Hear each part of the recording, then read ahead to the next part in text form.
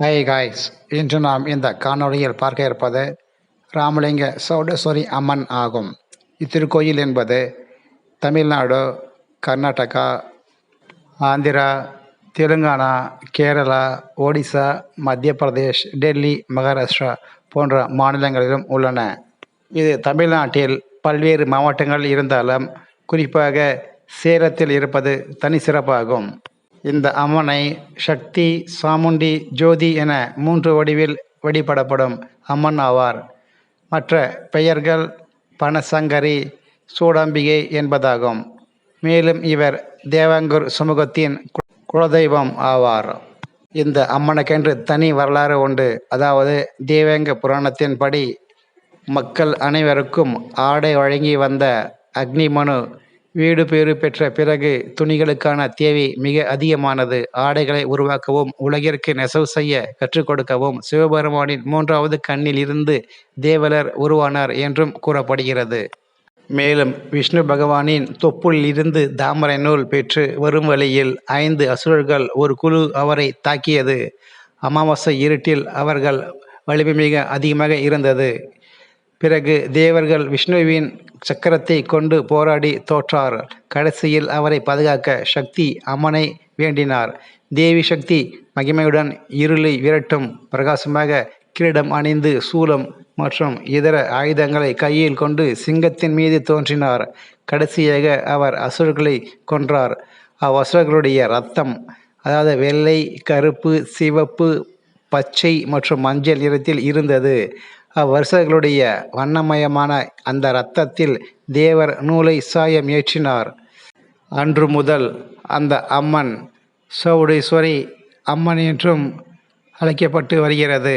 பின்னர் ஒவ்வொரு அமாவாசை நாளிலும் அவரை வணங்கும்படி தேவருக்கு அறிவுரை கூறினார். பின்னர் தேவலர் இமயமலையில் தெற்கு பகுதிக்கு சென்று அமோத நகரை தலைநகராக கொண்டு சகர நாட்டினை ஆண்டார். புதிய ஆடைகளை செய்து மும்மூர்த்திகள், திரிதேவிகள், தேவர், அசுரர், கந்தர்வர், கிண்ணனர் மற்றும் சாதாரண மக்களுக்கு கொடுத்தார். மகாதேவரின் உடலிலிருந்து தோன்றியதாலும் தேவர்களின் உடல் பாகங்களை மறைப்பதற்கு தேவலர் துணிகளை அளித்ததாகவும் அவரது சமூகத்தினர் தேவாங்கர் என பெயரிடப்பட்டனர். கர்நாடகாவில் இந்த அம்மனை தேவாங்கர் சமூகத்தினர் சில நூற்றாண்டுகளுக்கு முன்பு இங்கிருந்து தொழில் நிமித்தமாக தமிழ்நாடு, ஆந்திரா, கேரளா போன்ற பிற மாநிலங்களுக்கு இடம்பெயர்ந்தனர்.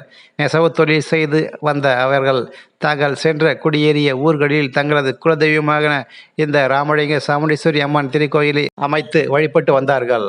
கன்னட மொழி பேசும் இந்த தேவங்க சமுதாயத்தினர் தேவங்க செட்டியார் என்றும் அழைக்கப்படுகின்றனர். இவர்கள் கோயம்புத்தூர், தேனி, திண்டுக்கல், சேலம், ஈரோடு, மதுரை மற்றும் விருதுநகர் மாவட்டங்களில் உள்ள பல ஊர்களில் குறிப்பிட்ட அளவில் வசித்து வருகின்றனர். இந்த சௌடேஸ்வரி அம்மன் அவர்கள் அசுரர்களிடையே போரிட்ட கதையும் ஒன்று. விஷ்ணுவின் வசிப்பிடத்தில் இருந்து தேவலர் திரும்பி வந்த போது வஜ்ர முஷ்டி, தூம்ர வக்கிரன், தூம் ராட்சசன், சித்திர ரேசன், பஞ்சநேசன் ஆகியோர் அடங்கிய அசுரர் குழு அவரை தாக்கினர்.